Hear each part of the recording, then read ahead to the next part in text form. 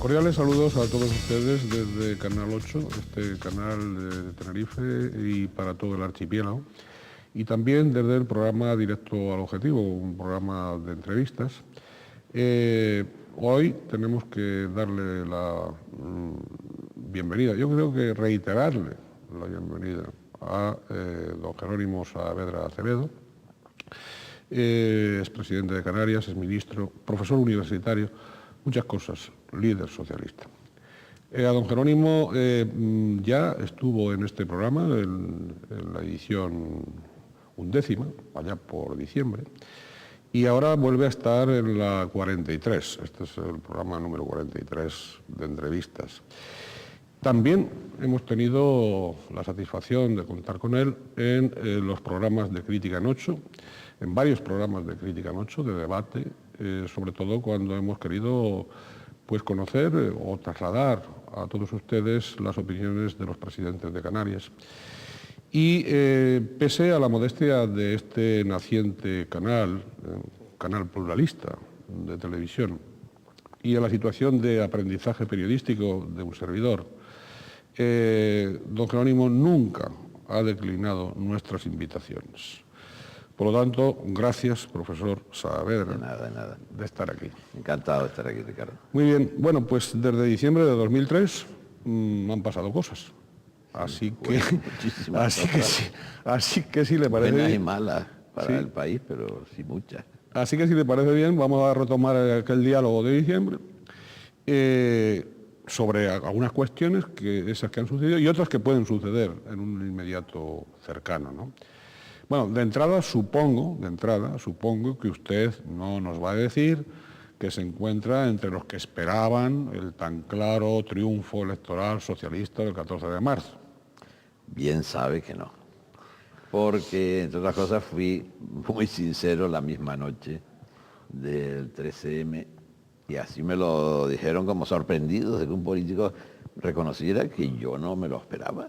Y era verdad, yo no me lo esperaba. Yo cuando veía a las 8 horas Canarias los primeros datos, ya me acordaba de lo que había ocurrido con las autonómicas madrileñas, con las autonómicas catalanas, y decía, no, yo hasta que no llegue al 70% no me lo creo. Y no era por desconfiar de las estadísticas, sino simplemente porque lo que había ocurrido era recientemente aquel hecho desgraciado, horroroso del atentado y de la gran masacre de Madrid, pues nos había dejado todos impactados. Pero eso no había sustituido la visión que teníamos de la evolución de los hechos, de las elecciones de un año antes, de las municipales y autonómicas, que aunque las ganamos, sumando todos los votos a los ayuntamientos, pero no habíamos alcanzado lo que esperábamos. Es decir, pensábamos que iba a tener mucho más efecto los temas que diríamos que se reservó el ciudadano para cuando era el momento oportuno, que eran las elecciones generales. Bien, es de los socialistas, de los líderes socialistas honrados. Vamos con ese, aunque sea muy de síntesis, con ese análisis de ese triunfo. Hay muchos líderes. Sí, no digo de los honrados. He dicho de los honrados, porque hay otros que... Y la honradez hay que presumirla de todos, del socialismo y de cualquier partido, mientras no se muestre lo contrario. Por supuesto, pero yo lo he incluido a usted en la honradez de un reconocimiento que ahora otros líderes socialistas se apuntan a lo contrario, es decir, se apuntan a que era esperado, que era inminente, que tal. Bien, en ese, no quiero descalificar a nadie, en ese esquema es en el que sitúo su honradez. Bien, pero vamos con ese apretado, pero ese análisis del triunfo socialista y de derrota del PP. ¿Cuál es su análisis? Yo creo que se sintetiza en la expresión que he oído más veces, que es estábamos hartos, estamos cansados. La gente se sintió como liberada, como si estuviesen encima una losa que hubiese estado contenida, callada, aguantando, y que dijo, aquí yo en la urna expreso mi parecer. O sea, que eso es no lo que no ha querido comprender, en mi opinión, gran parte de los dirigentes del O sea, que más que mérito del PSOE fue de mérito del PP. También hubo a favor del PSOE una magnífica campaña electoral y una mala campaña electoral del PP. Ahí la situación de Aznar detrás, pero que no se quedaba detrás, sino que se ponía en primer plano, pues yo creo que fastidió notablemente al candidato Rajoy. Bien, y de los resultados de Coalición Canaria, ¿cómo los analiza usted? Pues cuando hay grandes decisiones que tomar, el ciudadano sabe qué es lo que tiene que decidir porque quiénes son los partidos que deciden. Y eso es lo que lleva a que Coalición Canaria tuviera unos resultados inferiores a los que ellos esperaban. Y naturalmente eso puede ser previsión del futuro. Yo no voy a ser tan ingenuo de creer que Coalición Canaria está tocada de ala, ¿no? Yo pienso que no. Todavía tiene fuerza. Tiene fuerza. Sí. ¿En todo el archipiélago? No. ¿Dónde? Claramente diferenciado. Archipiélago, zona occidental, predominio notable de Coalición Canaria, Atiapi. Ese eje es muy fuerte, está muy penetrado en la sociedad y en el poder local. Y en cambio, en la zona oriental hay un derrumbamiento notable de Coalición Canaria. ¿En beneficio del Partido Popular y del Partido Socialista, en el caso de En las beneficio Islas del Partido Orientales? Socialista y algo con anterioridad, porque ya las elecciones de hace un año no significa ese extraordinario triunfo del Partido Popular del año 99, en absoluto. Ahí se queda en la mayoría absoluta por los pelos, tanto en el Cabildo como en el Ayuntamiento. El ascenso del Partido Socialista a la gobernabilidad de España, ¿le ha pillado algo verde en experiencia política y en equipaje de hombre de Estado a la hora ya presidente? El presidente no, el presidente también, debo decir. Quiero decirle que si el señor Rodríguez Zapatero hubiera necesitado pues algo más de rodaje opositor y de secretario general del mismo Partido Socialista, ¿o no?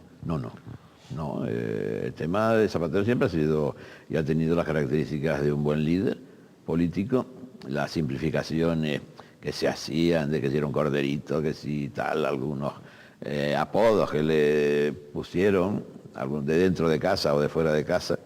Porque pues, dentro de casa también le pusieron, que dentro del propio partido también. Sí, por eso digo, porque creo que una vez salió o le oía a Alfonso Guerra desmintiendo o diciendo que él lo había calificado de una determinada manera y que el corderito pues había resultado más peligroso de lo que le imaginaban, ¿no?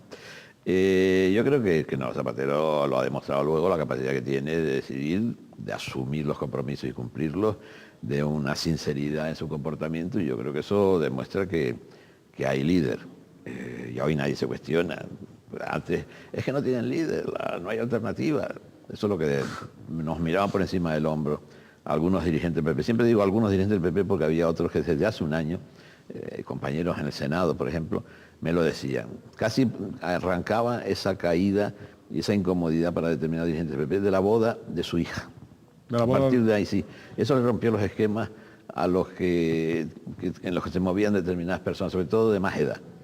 Los adictos y un poco ciegos son los más jóvenes del PP, que yo creo que también han contribuido a imprimir temor al ciudadano, sí, por su estilo descarnado. Y todavía hay algunos que no son tan jóvenes y que siguen empleando la palabra mentira con una gran facilidad para descalificar a los oponentes políticos. Pero, en fin, ya aprenderá con las urnas. En todo caso, son equiparables el carisma y la capacitación de Rodríguez Zapatero a los de Felipe González. Completamente distinto, y además yo creo que eso los sociólogos y los psicólogos lo saben perfectamente. Cada dirigente, cada líder social se asienta, se apoya en sus propias características, y la manera que sea sincero, yo creo que se fortalece el mismo. Son completamente distintos, su manera de ser, su comunicación, el sentido del humor, etcétera, son factores que cada cual tiene en mayor o menor medida desarrollado, y lo importante es que el resultado final sea bueno. ¿Usted fue consultado de algún modo para la composición del gabinete antes de los nombramientos, y antes de los nombramientos, por ejemplo, pues del señor López Aguilar, o como ministro, o del delegado del gobierno del Estado en la comunidad autónoma, don José Segura? ¿Hubo algún tipo de consulta? Ni se me ocurre plantearme esa pregunta. Es decir, yo que he sido presidente de gobierno y que he nombrado consejeros, nunca he consultado. Yo creo que además eso es lo que tiene que caracterizar, porque uno forma el equipo en base al conocimiento que tienen los demás, no al que le diga a un amigo, por muy amigo que sea, este es un tío muy bueno para tal tarea. Yo creo que un buen dirigente político tiene que conocer un poco de todo y estar en el ajo, estar metido en la sociedad, estar metido en el mundo empresarial, en el mundo sindical, en el mundo cultural. Y entonces no tiene por qué estar pidiendo asesoramiento. A lo mejor se equivoca, vale, pero se equivoca él solo. O sea, pero bueno, yo no O lo sea, estoy... o sea que en ese sentido ni se me pasaría por la cabeza que el presidente... Que Rodríguez Zapatero le consultase. A mí ni a nadie. Ni a usted Que me ni a parece nadie. lo normal que Pero no. aunque solo sea como fuente para contrastar determinados datos o determinadas cosas. Tampoco. Para resolver algunas cuestiones de la configuración del equipo, en esas cosas ya sí, que si vicepresidentes 2 o vicepresidentes 1, que si paridad o no paridad, eso pues es posible que a lo mejor haya efectuado algún tipo de consulta, no en el caso de la paridad, pero vamos, que si vicepresidente primero, vicepresidente segundo, si es compañera o compañero, ¿no? Ya. Usted, cuando fue el momento entre Bono y Rodríguez Zapatero, usted se decantó más por Bono, ¿no? Sí, sí, y reconozco que me equivoqué. El voto secreto y no tendría por qué Decirlo. manifestarlo, después quedaría mucho mejor, pero ¿y qué? Si luego las cosas han demostrado que Bono es un tipo magnífico, un gran orador, pero que Zapatero tiene otras condiciones que me parece que ha demostrado su capacidad. Por cierto, hablando del señor Bono, el episodio de la Gran Cruz, que ha sido Lamentable. como una ingenuidad del Lamentable. presidente y del Consejo de Ministros, o revela otras ligerezas o debilidades o inexperiencias más raras. Yo no sé, porque es una de las cosas que teníamos, el ABC de cualquier ministro, es que nadie se condecora a sí mismo, nadie. Mire, por ejemplo, hay determinados tipos de condecoraciones que se dan por el hecho de haber sido ministro de. Por ejemplo, la orden del gran Carlos III. ¿Qué se la tiene usted? Sí. Por haber sido ministro. Pero esa nos la dan por Una el vez gobierno que siguiente, una vez que hemos cesado. Claro. Por ejemplo, el caso de Javier Solana, había sido ministro de Cultura, había sido ministro de Educación, de Exteriores. Siendo miembro del Consejo de Ministros, yo no podía darle, ni se me pasó por la cabeza darle la Gran Cruz de Alfonso X el Sabio porque había estado ministro de Educación. Y cuando cesó, que se fue a Europa, entonces sí, se la podía dar. Entonces, a mí me ha sorprendido mucho que esta inexperiencia tan elemental, aparte de chocar, porque, insisto, nunca... ahí el único que tenía experiencia, mi amigo Pedro Solbes, pero a lo mejor ni pasó por lo que se llama el índice verde de los secretarios de Estado y entonces ni siquiera se plantea en el Consejo de Ministros, son temas de trámite. De trámite, que no se enteran, o sea, que no se plantean en el Consejo de Ministros. ¿En el propio Consejo no se plantean? No, si los secretarios de Estado, por la importancia del asunto, consideran de trámite y no hay ninguna reserva en la reunión que se hace 2 días antes del Consejo de Ministros, eso va en el índice verde y se da ya por aprobado y solo los índices rojos los que se debate.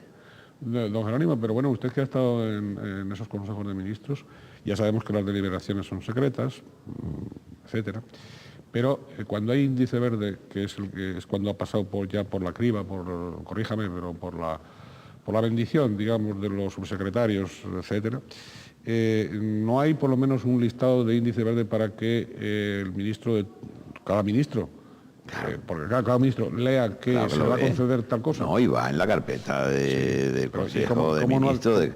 ¿Cómo no hubo alguien que advirtiera en ese Consejo? Pues a veces van 200 puntos en el índice verde y 40 o 30 o 20 en el índice a debatir, pues es posible que haya pasado desapercibido, ¿no? Por cierto, en algunos ámbitos usted sabe que se barajó el nombre de don Jerónimo Saavedra como miembro del Consejo de Estado. Digo que se barajó, se ha barajado ese nombre. Se barajan muchas cosas. Bien. Yo no he pedido nada ni se me ocurre. ¿Ha habido oferta o negativa suya o no se ha producido nada? No, en el Consejo de Estado hay que leerse la ley y entonces se sabe que hay consejeros permanentes que nunca se jubilan, que son 8, me parece, o 9. Vitalicios. Vitalicios. Y consejeros electos, que son 10. Y eso tiene un mandato de 4 años. Mientras no se agota el mandato, nadie lo puede cesar. O sea, si no hay vacante, no hay vacante. No hay posibilidad de barajar nada. O sea, que si alguien baraja, que baraje. Pero eso que quería, a lo mejor han barajado... Es una institución bonita, pero lo que ocurre es que está además en un momento de transformación, porque ya saben que el presidente es Rodríguez Zapatero, en el discurso de investidura, anunció que quería nombrar un presidente independiente, como hizo Rubio Llorente, un gran constitucionalista, con el fin además de transformar el Consejo de Estado e incorporar como miembros natos a los expresidentes de gobierno. Probablemente esto es una idea que responde al vacío que tiene nuestra Constitución, que también se podría haber abordado ahora en la reforma constitucional, y que tiene la italiana, me parece que la francesa también, que es los senadores vitalicios, que se destina generalmente a los que han sido presidentes de gobierno. En Italia no a todos, porque ha habido muchísimos, pero siempre se seleccionaban, y era un número fijo que había que esperar a que falleciera para que poder meter a algún otro expresidente. Pero ahora ya tiene el borrador remitido por el Consejo de Ministros de proyecto de ley del Consejo de Estado, que tiene preceptivamente que emitir un informe para modificarse a sí mismo, diríamos, y cuando se haga eso ley, que será no antes de finales de año, tendremos un Consejo de Estado configurado de una manera determinada. Eso también algunas comunidades autónomas lo han hecho con los consejos consultivos. Y han ido incorporando a los expresidentes. Pero claro, la solución yo creo que lo mejor es lo del senador vitalicio. ¿Por qué? Pues porque el Consejo de Estado es un órgano estrictamente jurídico. ¿Consultivo? Lo político, claro, consultivo, jurídico. Y entonces la ley actualmente exige de todos, tanto los electos como los demás, que salvo algunos militares que en circunstancias excepcionales han pertenecido a él, sobre todo en el pasado, que sean de formación jurídica, porque tienen que emitir un informe en base a lo que los letrados de la casa hacen, elaboran, luego se discute sobre él, pero requiere unos conocimientos jurídicos. Entonces, que haya ingenieros o economistas, pues poco van a participar en el debate jurídico, solo aportarán su valoración política en momentos determinados, ¿no? Pero bueno, de todas maneras, un lugar adecuado para los expresidentes de gobierno. Vamos a asomarnos un poquito, si le parece, a la política exterior. Al margen de vínculos personales, da la impresión de que el Reino de España pues acaba de pasar, diríamos, del papel de fámulo de Bush y de Blair, por ejemplo, pues un poco al rol de mayordomo de París y Berlín, ¿no? ¿Es muy disparatada esa percepción? Muy disparatada, porque claro, menudo mayordomo. Pero la primera parte no es disparatada. Felipe González, que apostó por el eje París-Berlín, se creó el Fondo de Cohesión. Y gracias al Fondo de Cohesión, ayer venían las cifras de lo que ha recibido España de la Unión Europea a lo largo de estos años, del año 86 hasta el presente. De forma que vaya mayordomo, porque ha dejado arruinado y ha arramblado. Pero eso ha sido el pasado. A los países ricos de la Unión Europea, como es Francia y como es Alemania. Pero eso es el pasado. Oye, ahora hablamos del futuro. El futuro es muy distinto a ese pasado. Y es difícil determinar con qué categoría vamos a construirlo.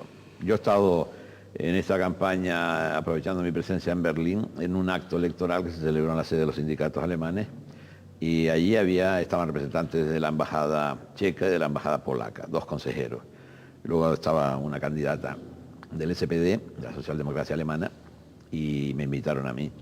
Y allí era como, decía luego, vivir la internacional de Londres algunos más de 100 años después, porque el público eran alemanes, españoles, franceses, italianos, y un alemán jubilado de la construcción, pues expresaba ahí sus opiniones. Y entonces digo, si lo oyeran en España, y más en particular en Canarias, ¿qué otra imagen tendría de los problemas de la Alemania actual? Porque claro, desde el 1 de enero, el sistema sanitario alemán, lo digo y algunos van a decir que barbaridad, qué demagogia, yo no estoy gobernando Canarias. Es mejor el sistema de salud en Canarias que en Alemania. Han bajado el 30% de las solicitudes de ser recibidos por el médico porque hay que pagar, cosa que no hacían antes. ¿Y por qué? Pues porque han entrado en déficit. Y han entrado en déficit y han seguido aportando a los fondos de la Unión Europea. Y esos fondos que han venido hacia acá. Entonces, estos son datos interesantes para ver lo que es Europa, lo que se ha avanzado. No mucho, pero todavía se ha avanzado. Y ahí había polacos que decían que en su país se encontraba con que unos emigraban hacia Alemania y a su vez ellos recibían inmigrantes de Ucrania. Y Polonia está bastante por debajo de las condiciones sociales y económicas que tiene España. Alemania, es decir, que aquellas críticas de Untergrass en el sentido de que el este, la Alemania del este y la Alemania del oeste, cómo se hizo la unificación, Muy de la deprisa. forma, me parece que aquellas críticas que en su momento hizo el autor del tambor de Ojalata, me parece que se están cumpliendo, ¿no? Sí, sí, porque hoy el mismo consejero de la Embajada de España, el consejero laboral, que es una persona que ha estado en Canarias de delegado de trabajo, Blas Calzada, decía Ángel Calzada, perdón, que hay mercados negros de trabajo en Alemania. En Alemania, sí, en este momento. Que no, y aquel obrero que Economía antes, sumergida en Alemania. sí, al que aludía antes ese trabajador jubilado, decía que en las regiones del este no se están aplicando los salarios de convenio colectivo. ¿Cómo es eso? Esto en Alemania. Lo digo para que salgamos de la nube de considerar que Alemania todo es perfecto. Y Alemania, ¿cómo le vamos a pedir ahora que den más dinero para los fondos y que Canarias o España no resulte perjudicado? Si ellos tienen déficit, ¿qué quiere? ¿Que paguen más impuestos en favor de los demás? Es decir, no se puede pedir peras al olmo. Y si han tenido años de un gran desarrollo económico y que tienen una tecnología a punta y una investigación adecuada, etcétera, también los países sufren momentos difíciles, no se puede exprimir al ciudadano. Por cierto, ese reciente viaje suyo a Alemania es el mismo que fue invitado, es el mismo que coincidió más o menos con el Día de Canarias, ¿no? Exactamente, sí. Además, explícanos un poco, sí, aparte de lo que ha dicho. Igual que estuve en el día de la Fundación de San Antonio, en el mes de marzo, que me invitó también un canario ilustre que está allí, el doctor Chiscano, me invitó a una asociación de canarios de Berlín, que se aproxima al centenar y que está desarrollando una actividad interesante, porque además muy cultural. Allí no es el tema del timple y el gofio amasado, lo que debe identificar el Día de Canarias, que se puede uno comer todo el año, gofio y buen vino canario, sino que estimar lo más oportuno era que fuera un cuarteto de música clásica. Bien. Y además, Por lo cual a usted le encantó. me pidió que lo eligiera, y yo elegí uno que refleja esa historia de Canarias y nuestra identidad, lo que se dice el mestizaje. Porque fíjese, eran 4 miembros de la Orquesta Filarmónica de Gran Canaria, uno era esloveno, otro era suizo, otro canario, gran canario y un venezolano. E interpretaron una obra de un compositor gran canario vivo, aparte de compositores clásicos y demás. Y había más de 300 personas en un salón del auditorio, no el famoso occidental, sino el no menos famoso Auditorio de la Sonoridad. Y luego sí se fue a una comida con vino de Acentejo y queso majorero, me parece. Muy bien. Vamos a ver, de cara a la Constitución Europea, se está haciendo tantísimas propuestas, ya se están haciendo propuestas, ya se están planteando. Pero a mí me gustaría, si usted es tan amable, que desde su punto de vista nos dijese, tanto para el archipiélago canario como para el conjunto del Reino de España, qué elementos básicos tendrían que incorporarse de un modo, si es que cabe. Primero, si cabe o no, o si debe caber o no en esa Constitución Europea, el atendimiento a unas peculiaridades, a unas especificidades canarias o no. O eso es un ombliguismo que está fuera de la Constitución Europea. O, en su caso, qué tipo de singularidades, ¿no? Bueno, no es ombliguismo porque eso ya está en el Tratado de Ámsterdam. E incluso venía en un anexo de, no sé si fue de Edimburgo, en los años finales de los años 80, que lo introdujeron los franceses, o sea que no es tema de ombliguismo canario, pero los franceses. Entonces la expresión región ultraperiférica aparece ya en ese tratado y está el célebre y vigente Tratado de Ámsterdam, es el 299.2. Y ese artículo dice y recoge lo que tiene que decir. Lo que pasa es que tiene una coletilla que los juristas sabemos lo que significa, que no se puede pedir lo que le dé la gana a uno. Se puede pedir cosas propias, exclusivas para esos territorios ultraperiféricos como Canarias, como Martinica o como las Azores, siempre que no vayan, es decir, hay un límite que es los principios básicos de esa Constitución futura europea o del propio Tratado de Ámsterdam hoy. Y esa misma fórmula es la que va a aparecer en la Constitución Europea. De manera que cuando se dice que son principios básicos del Tratado de Roma, fundacional, pues la libre circulación de capitales, la libre circulación de mercancías, la libre circulación de personas, eso es el ABC, y ahí no hay más excepciones que los que se hayan establecido en los tratados de adhesión, que lo obtuvo el Reino Unido para la isla de Man, y que ahora han establecido que la libre circulación para los 10 países miembros nuevos esperan 7 años.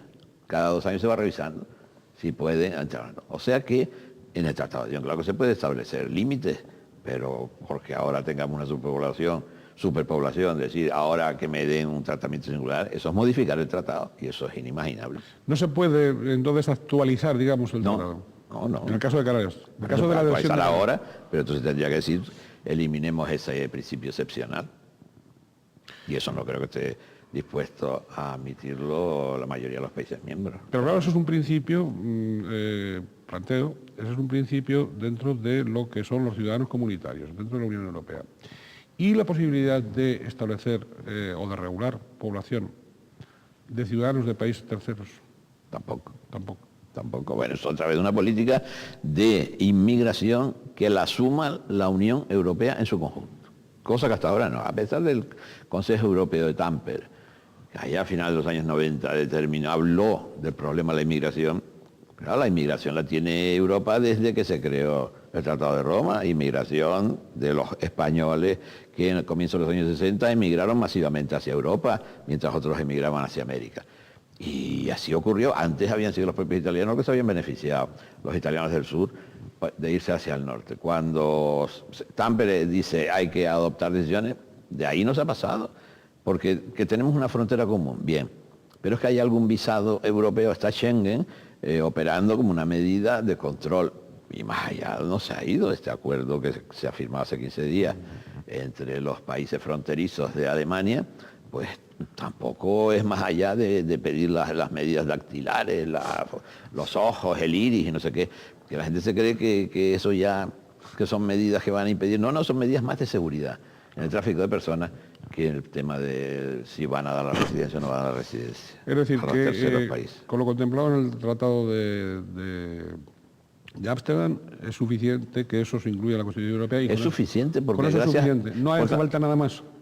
Lo que no te puede decir nunca, si vamos a tener los mismos fondos que teníamos antes. Eso no, ni aunque se quite esa frase, claro. Ni exactamente, son las posibilidades presupuestarias. El tema de que dejamos de ser objetivo 1, Canarias, que entonces no podemos recibir las ayudas, pues bien, eso sí se puede, saltar la torera, se puede aplicar el principio de ultraperiférica y se va a dotar de un fondo especial de euros para cuando acabe en el año 2006 el sistema actual. Pero todo eso está todavía en borradores y en primeras votaciones, y de aquí a que se clarifique en los próximos meses ya veremos. O sea que claro que se puede exigir, reclamar y apoyándose en ese texto de la futura Constitución un tratamiento singular para Canarias, aunque hayamos salido del objetivo 1 y debemos estar todos contentos de haber salido del objetivo 1. Yo se lo dije a los alemanes, gracias a la ayuda de ustedes cuando vienen de turismo a Canarias se encuentran con unos magníficos aeropuertos y terminales, unas magníficas carreteras. Entonces ha dicho también con el dinero de ustedes que lo sepan. Claro. Porque a lo mejor lo tienen mejor que en su propio país. Sobre todo que algunas regiones de su país, seguro. Y entonces a lo mejor este tipo de mensaje, en lugar del de ir a llorar, a lo mejor tendría mayor poder de convicción. Seguro. Ante los países. Claro, porque somos agradecidos y reconocidos. Seguro. Esto no es estar humillándose en absoluto. Seguro. Relaciones, estamos con la política internacional, vamos a acercarnos un poquito. Relaciones con Marruecos y con el Polisario.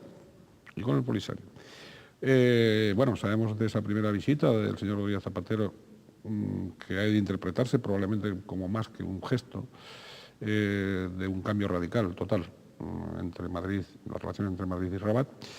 Pero entre medio tenemos el famoso caso de las pateras, famoso no, triste, trágico, fenómeno ese que hay quien interpreta que lo está apoyando, que Marruecos, en fin, ahí hace sus maniobras torticeras pues como elemento de presión sobre el contencioso del Sáhara, sobre el contencioso de Ceuta y Melilla, etcétera, etcétera. Pero bueno, yo lo que quería era su interpretación de cómo tienen que discurrir esas relaciones entre España y Marruecos, entre Canarias y Marruecos. También el presidente del gobierno de Canarias, el actual presidente, ha estado en viaje reciente, ¿no?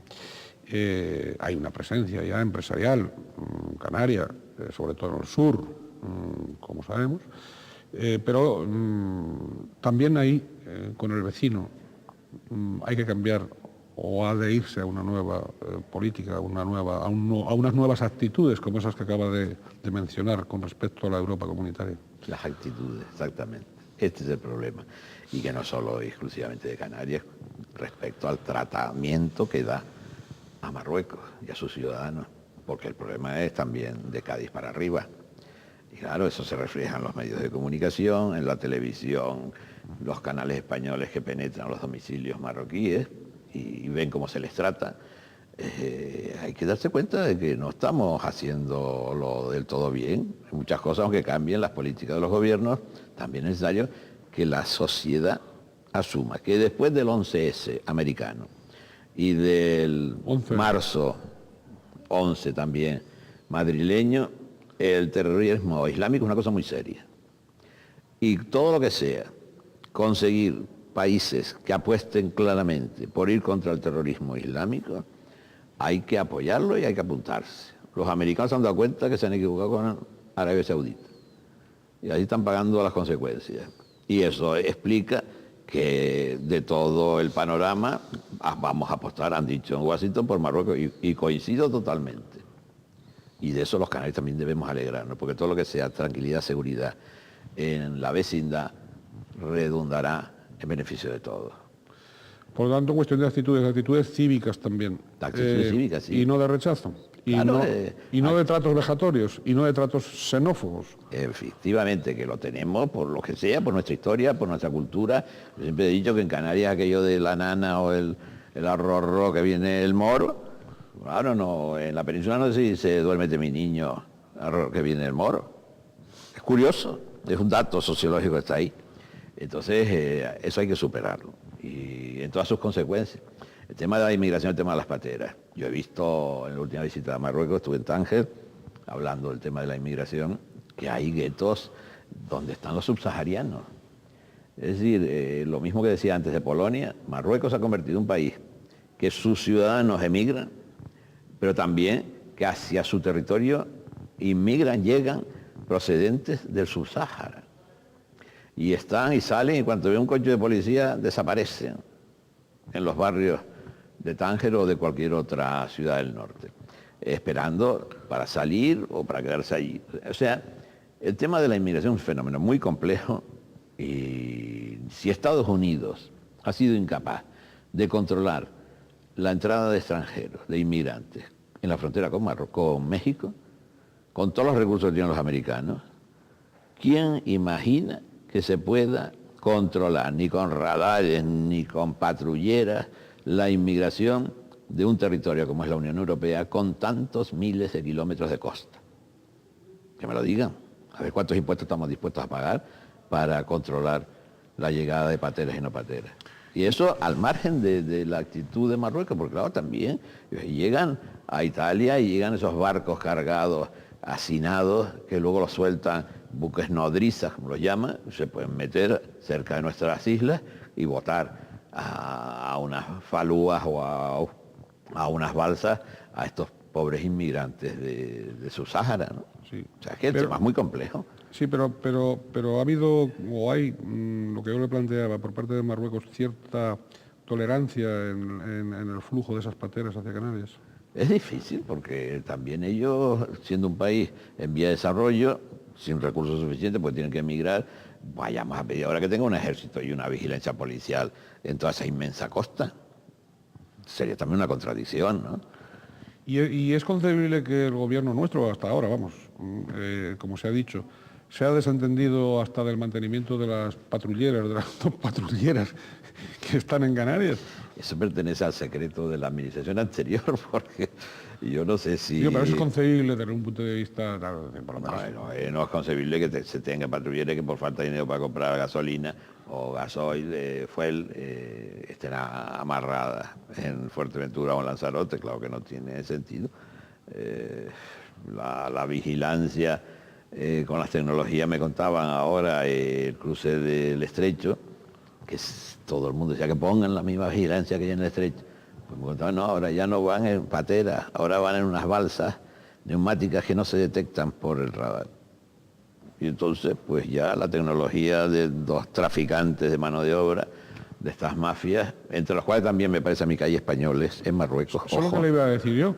que están trabajando para empresarios españoles y que ofrecen los contratos. Y claro, como Marruecos no tiene un Instituto Nacional de Empleo o un Instituto Federal de Trabajo como tenía Alemania, donde se negocian convenios, vengan tanto. Polonia, por ejemplo, tiene, dice, 9.000 para la fresa en Andalucía, pues 9.000, 3 meses, vuelvan para allá.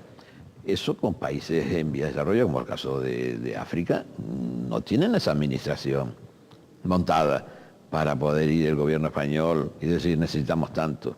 Van algunas asociaciones de empresarios, como ocurre y piden para el tomate en la aldea San Nicolás, que dice que necesitan algunos cientos de trabajadores, y entonces esa es la realidad de lo que significa hoy la inmigración para Europa, una necesidad también para mantener el nivel de vida que tenemos los europeos. Marruecos, Polisario. Hay que olvidar al Polisario. Se ha No. olvidado al Polisario. No olvidar al Polisario, no, hay un volumen de ciudadanos, de seres humanos viviendo en unos campamentos de la caridad y de la solidaridad internacional, y eso cuanto antes acabe, mejor para todos. Si se logra por Naciones Unidas la fórmula adecuada, tocaremos las campanas. Lo que no tiene sentido a estas alturas es que se pueda pensar que eso se puede resolver volviendo a la guerra, como a veces se oye del lado del Polisario. Yo creo que se están moviendo muchas piezas en torno a Marruecos, no solo el caso que hablábamos antes, sí, del reforzamiento de la amistad con Estados Unidos, sino también con España, y España hace muy bien en no quedarse fuera, claro, claro, porque ahí movió pieza Francia y nos quedamos fuera. Pues ahora debemos estar con el objetivo de resolver el problema humano por encima de todo. Apoyar lo que Naciones Unidas resuelva. Vienen fórmulas bilaterales, porque también es significativo la dimisión de Baker, que ha estado durante tantos años, que por cierto fue a visitarlo el presidente Adam Martín, y poco después ha dimitido. Sí. No sé. Hay que estar en esas negociaciones impulsando, no pasivamente, y diciendo, no, Naciones Unidas resolverá, pero si Naciones Unidas no resuelve, parece que España debe tener responsabilidad, obligación de contribuir a que se resuelva. Si no entre 2, entre 3 o entre 4, que se resuelva. Bien, ya que estábamos con el ámbito internacional, por cierto, cambiando un poco, haciendo un quiebro, ¿sigue usted acariciando el dulce sueño de esa embajada en Viena, por ejemplo? Están todas cubiertas. o en Roma o en Berlín. Están todas cubiertas. Que están todas cubiertas. Pues están todas cubiertas. Usted siempre incluida la de Venezuela, o sea que no. Usted está hablando de las... No, yo no le he hablado de Venezuela. Le he hablado por otros motivos, de formación suya. También podría ser, como no, Venezuela, pero por otros motivos de formación y de afición y de suya. Le he hablado de Viena, le puedo hablar de Roma, o le puedo hablar de Berlín. Que eso a usted le agradaría, por ejemplo. Ah, sí, pues pero no me lo han ofrecido. ¿No se lo han ofrecido? Que no me lo han ofrecido y pues, me parece normal. Yo estoy muy bien aquí, sí, y estoy muy cómodo y conste que yo no soy de los que... Tengo menos tiempo libre del que pensaba. Menos tiempo al libre. Retirarme de la primera línea de ser representante del pueblo o tener cargos públicos. Pero siempre surgen fundaciones, ONG, que tienes que ser presidente de no sé qué, que tienes que ir al jurado de no sé cuánto. Y me tienen del tiempo al tambo, o sea que ocupado estoy. Está ocupado, eso es bueno. Pero a usted se le aprovecha lo suficiente, por ejemplo, porque es curioso que esas ONGs, todo esto que usted acaba de decir, cuenten con usted, estén en permanentes invitaciones, etc. ¿A usted se le aprovecha, por ejemplo, usted tiene la sensación de ser aprovechado suficientemente por su propio partido, dentro de Canarias? Yo creo que soy aprovechado en cuanto que soy escuchado y consultado, sin duda. Ahora, otra cosa es que coincidan luego las decisiones con lo que yo haya opinado, pero yo no soy secretario general y en mi partido quien manda es el secretario general y yo soy leal a esos principios del partido en el que he estado siempre y no voy a cambiar. ¿Y la comunidad autónoma, el gobierno autónomo, también lo aprovecha? ¿Como Pues expresidente? nada, no, en eso nada. Nada, nada. Antes cuando hablamos del Consejo Consultivo y del Sí. Consejo de Estado, decíamos que algunas comunidades tienen. Dice, lo que pasa es que aquí hay tal inflación de expresidentes que si fuéramos todos al Consejo Consultivo Copan ya con- estaríamos 50-50, aunque creo que ha aumentado el número de consejos consultivos de 5 a 7, pero son 5 expresidentes, ¿no? De forma 5, o estoy haciendo ya expresidente a Adán, ya ni me acuerdo. ¿Cómo? ¿Adán Son es presidente? 4, somos 5, sí, somos 5 No, expresidentes. sí, claro. 5 expresidentes. De forma, claro, el Consejo Consultivo, por lo que decía antes, si no tiene formación jurídica, y me parece que yo soy, Lorenzo Larte y yo somos los únicos de formación jurídica, a poco podemos aportar al Consejo Consultivo de Canarias. En cambio, yo creo que sí que el presidente de turno, el presidente que haya, sí debería de vez en cuando tener alguna reunión. La única que ha habido hasta el momento en los últimos presidentes ha sido lo que tuvimos con el presidente Adán Martín en la sede aquí en Santa Cruz de Tenerife, que fue muy positiva. Tuvimos intercambio de algunas cosas, aunque no entramos en temas de política canaria, sobre todo estos temas que hemos abordado aquí en relación con Marruecos, podría haberse abordado y tener ahí un debate abierto, auténtico, sincero, sin testigos, Sí, pero que contribuya al presidente actual a saber los intereses que a lo mejor no conoce, que pueden estar moviéndose y los intereses para Canarias y para el futuro de Canarias. sería sin duda un órgano de apoyo. Es decir, claro, yo me refería no tanto a ese gesto que sí tuvo el actual presidente, de reunirlos a ustedes, como el tener algo institucional, vamos, algo de forma institucional, periódica, es decir, un poco sistemática, para aprovechar precisamente las experiencias, mayores o menores, distintas, de aquellos que han presidido, que han tenido la responsabilidad de presidir la comunidad autónoma. Bien. Por ejemplo, la reforma del Estatuto de Autonomía. Hablando del estatuto, de la reforma del estatuto. Bueno, antes, ahora Yo bien, no habría tomado la iniciativa como presidente y a lo mejor si hubiese antes consultado con los expresidentes, habríamos llegado a otra forma. no ha sido acertado eso, consejo de eso de la sabios, comisión de expertos. esa comisión de expertos para modificar el Yo creo estatuto. que no, va a ponerlos además en una situación incómoda a los expertos. Porque claro, lo que ellos digan al cuestionario de temas que le proponga el gobierno, cosa también inusual, porque el estatuto ha salido siempre del Poder Legislativo. Nunca ha habido un proyecto de gobierno de reforma del estatuto. No ha habido ningún anteproyecto. quiero Nunca. decir. Y el estatuto del 82 salió como salió. Claro.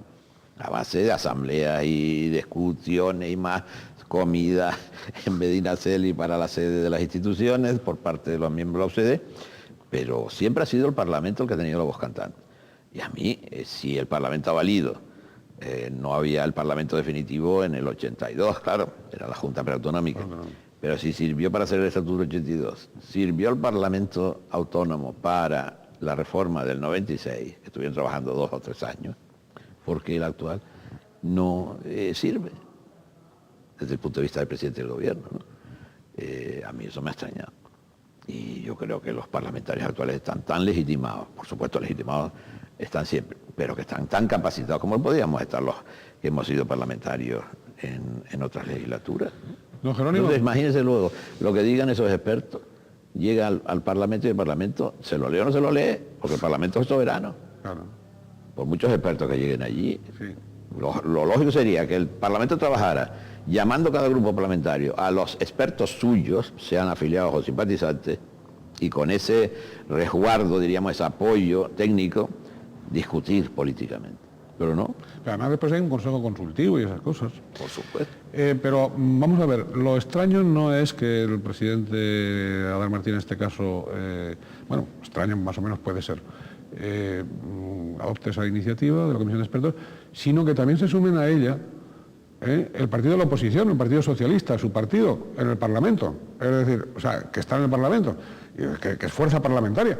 Porque claro, ¿eso es lo extraño también o no? Pues ya verán. ¿Pero es extraño o no? Es extraño, claro que es extraño.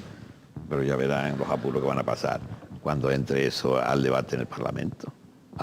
Saltarán las contradicciones. Porque de algún modo sería... Pero vamos, los expertos van a funcionar ahí con criterios propios o estarán consultando a los partidos que lo nombraron. Pero eso lo puede hacer Entonces un doble trabajo. Los grupos parlamentarios. Un doble trabajo innecesario. Algo sobra. Como el Parlamento nunca debe sobrar. De algún modo es dejar al Parlamento en un papel de preterición, de segunda cámara o de lo que sea. No, como eso no puede ocurrir, pero yo que me de hecho, porque soy amigo de casi todos los expertos, los van a dejar en mal lugar, porque el Parlamento es el que tiene la voz definitiva. Bien, por cierto, sí se ha dicho que en algunos de los puntos que hay que modificar del estatuto se han seguido o se van a seguir en las declaraciones del Gobierno o del presidente del Gobierno, de algún modo se han seguido pautas que había ya señalado don Jerónimo Saavedra, se ha dicho. ¿Qué pautas cree don Jerónimo que tienen que ser o que puede aprovecharse esa modificación del estatuto para introducirlas en el estatuto? Bueno, ahora he visto como una obsesión a la búsqueda de temas, porque de la reforma del estatuto, por ejemplo, nosotros los socialistas, me parece que el año pasado en el programa electoral no llevábamos nada. Sí hemos hablado de competencias que no se tienen y que consideramos importantes, como es la de la gestión de los aeropuertos o la cogestión y la competencia en el transporte interinsular. ¿Aguas interiores también? Aguas interiores es una cosa que yo he defendido en el Senado, la toma en consideración del concepto de aguas archipielásicas, que viene a ser un caso de aguas interiores, ¿no? Pero yo lo que me pregunto desde el punto de vista práctico, si eso no tiene efectos en tema de financiación de la comunidad autónoma, ¿quién va a vigilar? ¿Quién va a vigilar el tráfico que nos preocupa, que pueda darse hoy, que nadie toma ninguna medida de mercancías peligrosas, contaminantes, barcos que pasan por ahí, lavan sus tripas sin que nos enteremos? Para que eso se resuelva tendríamos que tener también una flota de vigilancia con unos costes, y cada vez estamos oyendo que la comunidad autónoma está tocando techo en recursos, ¿verdad? Sí. Entonces, pensar que si el Estado no lo ha hecho hasta ahora, vaya luego a financiarlo y que se gestione aquí, no es fácil que ningún gobierno de la nación entre a asumir ese coste considerable. O sea, son cuestiones que es más por decir, y como es una frase que me la han repetido en muchos debates en el Parlamento de la Nación, cuando se discutió el Estatuto del año 82, el artículo que se define Canarias, no se ponía la palabra archipiélago, la UCD se negó rotundamente. Y yo decía, pero ¿cómo no vamos a reconocer que somos un archipiélago? Entonces, ¿qué pasa? Que entre isla que tenemos, no hay archipiélago sin agua. Pues esa frase me salió sobre la marcha y es una realidad. Esa es una cuestión ya, diríamos, de prurito, de sentirnos que lo que hay entre Gran Canaria y Tenerife es agua canaria.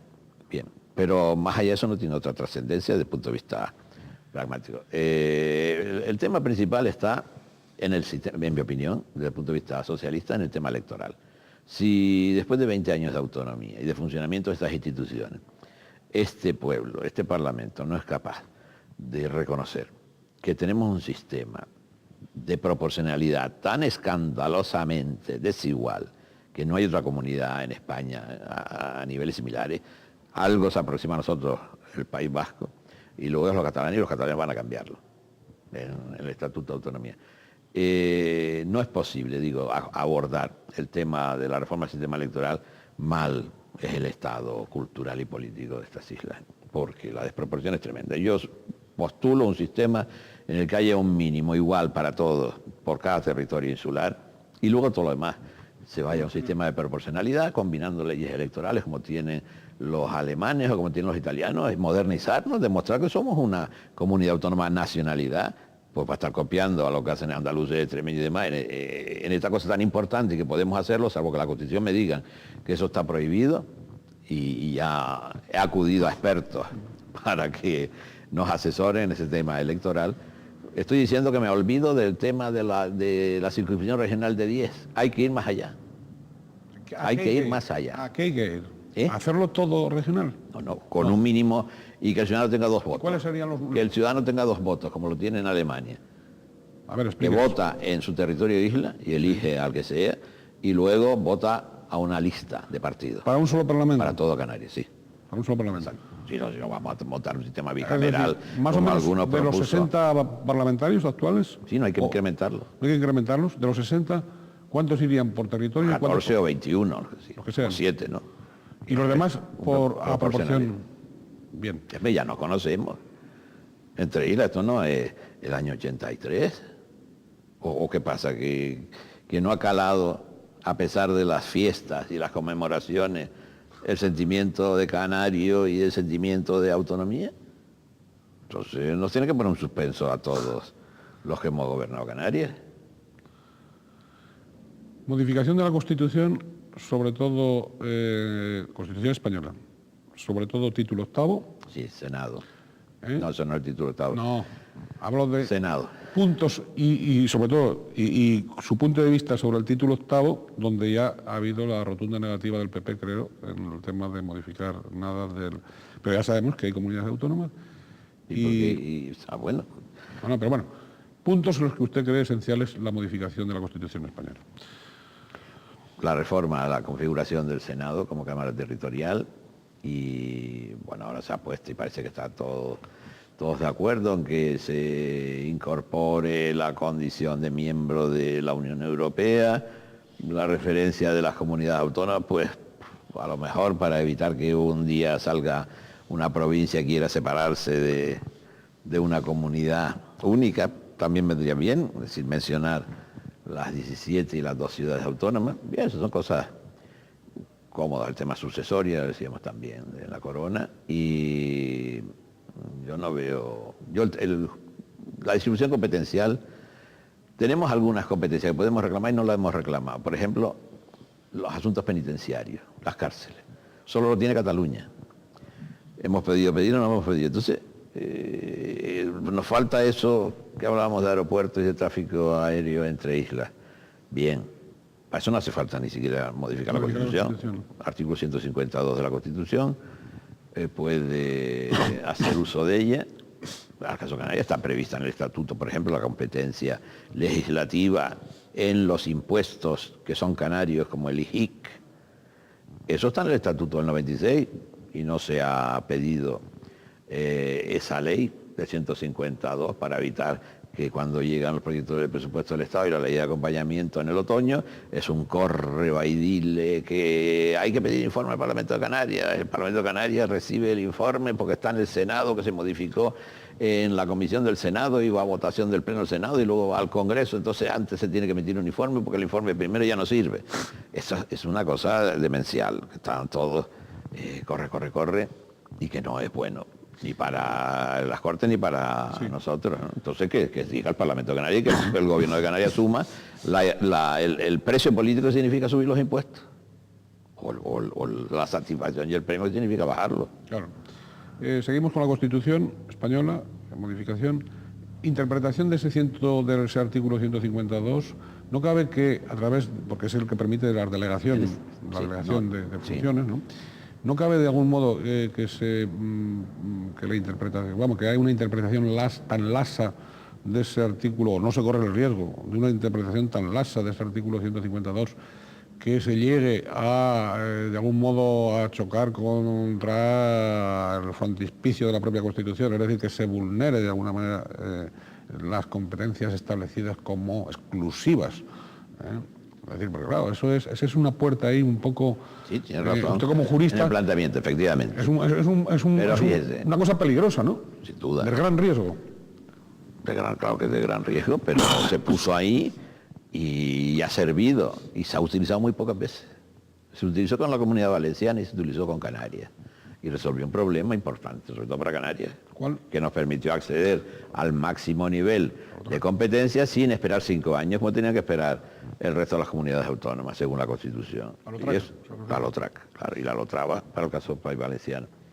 Si en 25 años solo se ha hecho este uso en 2 ocasiones, cualquier intento de hacerlo, de que haya un gobierno que haga una interpretación, como dice, muy larga, muy laxa, del 152 de la Constitución, siempre está el Tribunal Constitucional, que es el que tiene que interpretar, y es el único que interpreta la Constitución. Y ese seguro que no va a irse a una actitud muy cómoda, decir que lo que pide el gobierno y le diga a un gobierno ya eso vale. ¿Por qué? Porque ahí entra en juego qué Estado es el Estado español, de qué características es el Estado autonómico, hasta dónde se puede ir o nos salimos del Estado autonómico y entramos en el Estado confederal.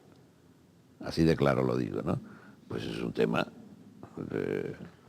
de gran alcance, ¿no? ¿Usted sería partidario de ir al Estado confederal o no? No. ¿O dejar las cosas como están? Dejar las cosas como están.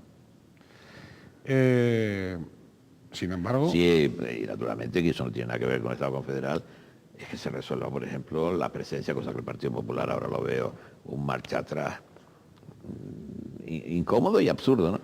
Es decir, ¿por qué razón no puede ir un representante de una comunidad autónoma en la forma que lo designan los 17 presidentes o la Cámara Senado, pero que vayan a los consejos de ministros sectoriales de la Unión Europea, como van los belgas, los austriacos o los alemanes? Y yo los he visto, yo he presidido algunos de esos consejos de ministros y consejos de ministros de ciencia.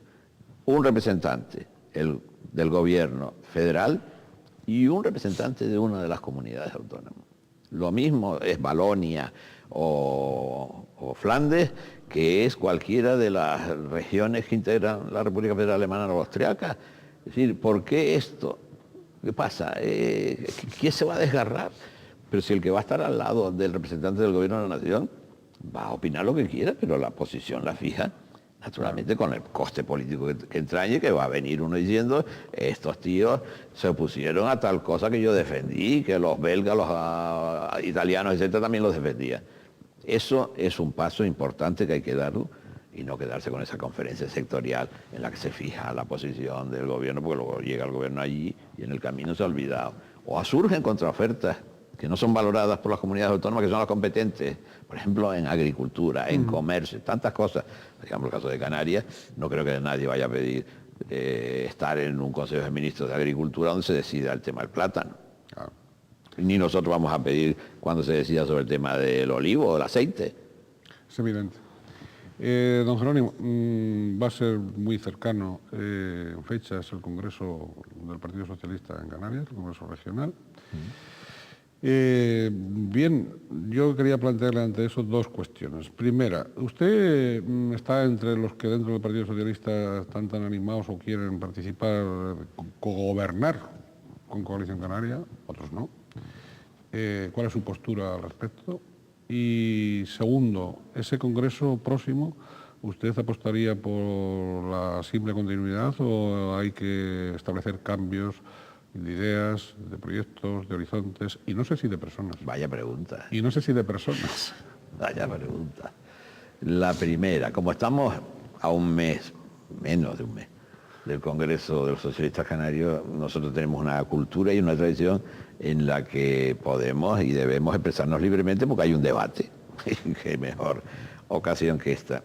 A mí me parece que no es bueno que España esté gobernada por un partido, el Partido Socialista, y que Canarias esté gobernada por otros, y que el Partido Socialista esté en la oposición, y que el Partido Socialista vea que está apoyando a un gobierno, un partido que está en la oposición en Madrid y que aquí no para de ponernos a caldo. Me estoy refiriendo al Partido Popular, que cogobierna con Coalición Canaria. Entonces esa situación no se puede prolongar mucho, porque entonces pagan todos, justos por pecadores, porque creer que allá no hay otras posibles alianzas parlamentarias, sí, es también una ingenuidad, ¿verdad? El Partido Socialista tiene distintas alternativas y prescindir del apoyo de Coalición Canaria. De manera que esto quiere decir que yo creo que aquí debe haber una clarificación y un gobierno de coalición Canaria y de Socialista. Y del Partido Socialista. Sí, sí. No de Coalición Canaria en solitario apoyada por el Partido Socialista. Para nada, en absoluto. Desde fuera. No, eso no. No, es que ya son muchos años de gobierno en solitario o medio ayudado que tiene Coalición Canaria. Eso no es bueno para la democracia, la transparencia, la cultura cívica. Conviene que Y además conviene que el partido Coalición Canaria se dé cuenta que no tiene por qué ser imprescindible permanentemente. Mientras los ciudadanos mantengan su apoyo, claro, no hay nada que decir, pero que deberíamos ir también a asumir una cultura en la que se pudiesen configurar coaliciones sin los nacionalistas, como ocurre en Alemania y como ocurre en Italia, y nadie le pasa nada, ¿eh? A las direcciones federales de los partidos no les ocurre nada, porque haya un gobierno apoyado por los verdes en Berlín y luego en alguno de los Land haya en rojinegros, como dicen, rojiverdes o blanco-negro. Claro. Partidos liberales, ecologistas, socialistas y democristianos. Todas esas combinaciones se puede dar y lo mismo, entonces ya tenemos suficiente grado de práctica democrática como para que también considere que eso es perfectamente viable. Congreso, futuro, renovación. No, o continuidad. Hombre, ya nosotros hemos renovado. Nosotros nos renovamos en el 97, antes que se renovó el partido a nivel federal. Ya. De manera que yo supongo que habrá continuidad. No he oído que el secretario general haya pensado en no continuar. Y si no hay críticas y no las oigo, pues tampoco tiene por qué haber sorpresas. ¿Y congresos insulares? Yo creo que congresos insulares sí. ¿Ahí puede haber movimientos? Puede haber movimientos y conviene que haya movimientos porque ahí los resultados electorales saltan a la vista que unos funcionan mejor que otros. ¿Cuáles funcionan mejor? Es el momento ahora que sanamente hagamos la autocrítica, no lo reduzcamos a la valoración de la semana siguiente a unas elecciones, sino que veamos por qué se ha perdido poder local en las elecciones del 2003. Y eso sigue ahí. ¿Eso no se ha modificado? No ha habido congresos. Después de esas elecciones, salvo alguna isla, Gran Canaria sí celebró congresos después de las elecciones y cambió y está funcionando bien. A la vista están los resultados de las generales últimas, recientes. Cambio de otras islas que, en mi opinión, conviene para mejorar los resultados electorales del 2007. Por ejemplo, Tenerife. Por ejemplo. Y lo digo, repito, estamos en un periodo en que si no opinamos es de dónde va a parar la práctica de la democracia entre los socialistas. Bien. ¿Hay alternativas? ¿Habrá alternativas en Tenerife? A mí no me corresponde esas cosas, pero supongo que eso es lo normal, como no va a haber alternativas. En unos casos prosperan, triunfan o fracasan, pero debe haber alternativas para que los que están desanimados, desilusionados, pues recuperen la ilusión y recuperen la confianza y trabajen en favor de que el partido consiga mejores resultados. Muy bien, don Jerónimo, se nos ha ido lamentablemente el tiempo. Yo seguiría preguntándole aquí, pues muchísimo más. Tengo aquí todavía, yo qué sé, cantidad de preguntas, cantidad de cuestiones las que habría que... Yo modestamente como periodista sí que trataría de aprovecharlo usted. Trato de aprovecharlo. El problema es que el tiempo se nos va. Pero no como un halago personal, que por otra parte la relación es afectiva y de respeto de muchos años, sino precisamente por ese egoísmo que a veces los ciudadanos tenemos que tener con aquellos otros conciudadanos que han tenido la responsabilidad y que tienen, porque siguen teniendo responsabilidad de referencia, de ejemplos para muchas cosas. Y bueno, y con ese sentido, ¿no? Marcándolo así, no a humo de pajas, no con ligereza, es por lo que lamento que el tiempo se nos haya ido.